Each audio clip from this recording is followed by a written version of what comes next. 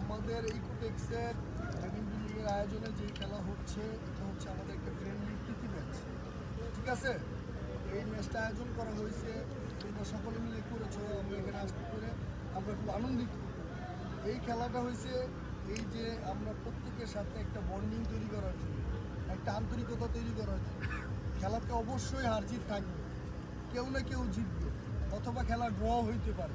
তাই বলে এই না যে গায়ের জোরে খেলা জিততেই হবে তা কিন্তু না। এখানে আমরা খেলতে আসছি একে অন্যের সাথে সম্পর্ক বিল্ড আপ করতে, সেটাই যেন হয়। আর এই খেলার মাধ্যমে প্রত্যেকের আন্তরিকতা যেন বাড়ে। এই খেলা সম্প্রীতি বৃদ্ধি করার জন্য তা আমাদের এই সম্প্রীতি সবাই বজায় রাখবে।